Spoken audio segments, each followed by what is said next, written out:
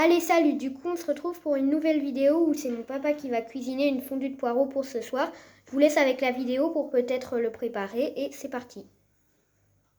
Alors voici les ingrédients. Donc là il y a 2 poireaux, où on a retiré le verre, hein, et puis autant de carottes. Donc là ça va faire pour 4 à peu près en accompagnement. Donc du beurre ou du beurre clarifié, moi j'utilise du beurre clarifié pour pas que ça brûle.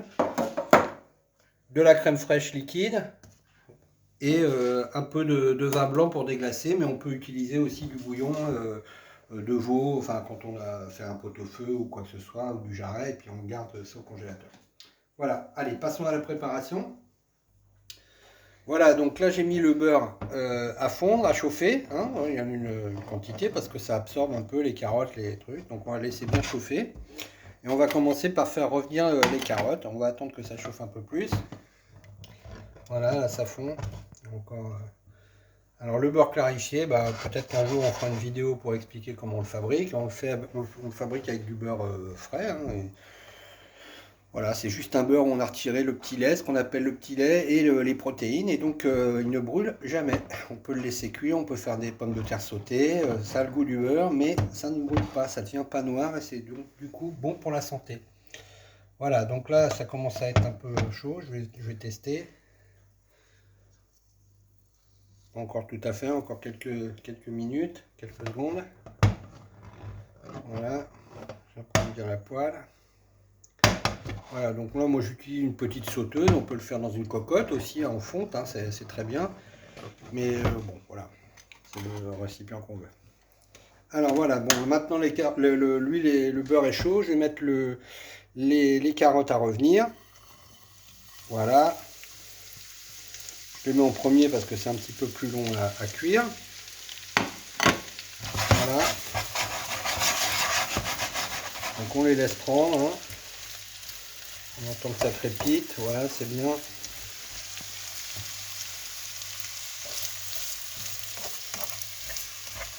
Donc là, toutes ces carottes, bah moi je les ai coupées au couteau à la main. On peut, si on est outillé, qu'on a une mandoline, on peut les couper à la mandoline.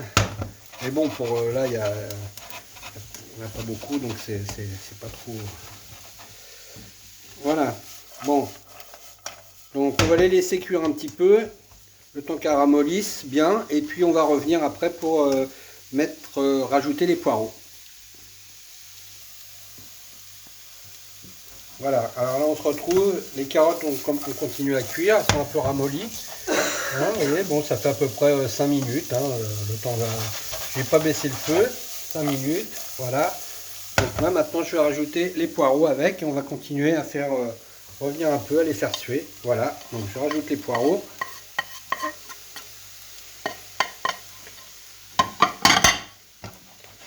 Voilà, on mélange bien.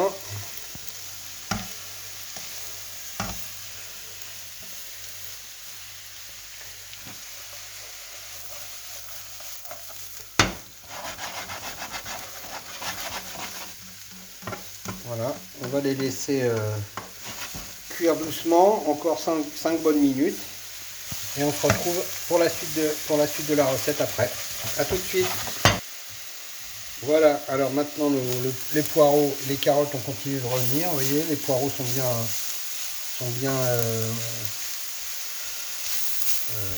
fondus là. Hein, donc ça fait 10 minutes en tout, là, on a laissé 5 minutes. Donc là je vais déglacer. Alors là je vais prendre un peu de vin blanc. Il ne faut pas mettre tout le verre, hein, ça va faire beaucoup. C'est pour qu'il y ait un peu de liquide, mais en général, ce qui est mieux c'est de prendre du bouillon. Un bouillon qu'on a congelé, qu'on a gardé quand on a fait un pot-au-feu. Alors voilà, j'en mets... voilà, on voit que ça... Voilà, j'ai pas tout mis. On va laisser s'évaporer l'alcool. C'est juste pour le goût. Voilà. Alors, quand on met du bouillon, moi, je peux peut-être même en rajouter quand même un peu. Voilà, c'est ça. Voilà, j'ai mis finalement le verre. Ok, voilà. Ça réduit bien.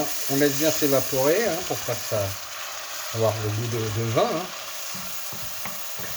Alors là, c'est une poêle anti-adhérente, mais si vous le faites dans une cocotte, bah, si c'est un peu caramélisé au fond, ça déglace bien, ça décolle les sucres de la truc. Voilà, on laisse bien faire. On va saler un petit peu. Voilà, on va poivrer. Voilà.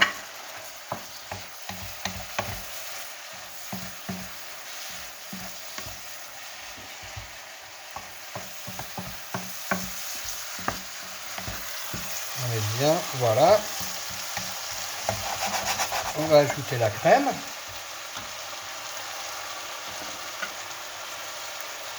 Alors donc crème liquide, hein, une marque dont on reconnaît le logo. Voilà. Mais en fait je le mets souvent en 2 fois. Je mets une petite moitié là. Parce que ça va réduire.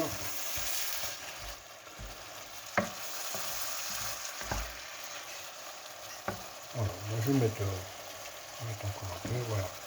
Je mets pas tout, j'ai mis les 3/4 à peu près de. Donc les 3/4 de 20 centilitres. Et puis je verrai en cours de cuisson comment ça va se comporter. Voilà. Donc là on laisse. On va couvrir, on va baisser le feu. On a salé, on a crémé, poivré, voilà.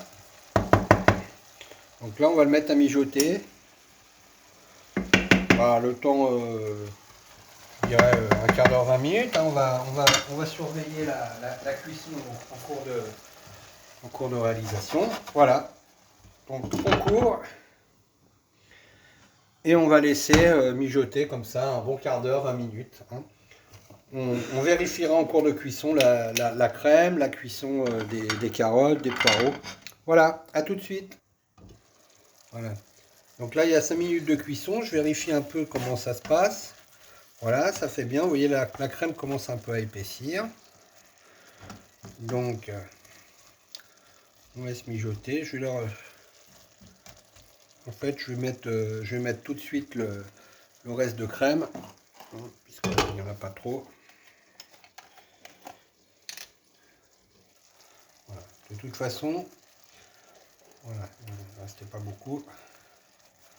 De toute façon, en cas de s'il y a trop de jus à la fin, trop de liquide, ce qui arrive des fois quand on met du bouillon, eh bien on laisse 5-10 minutes à feu un peu plus vif à découvert et ça se concentre et ça fait la sauce.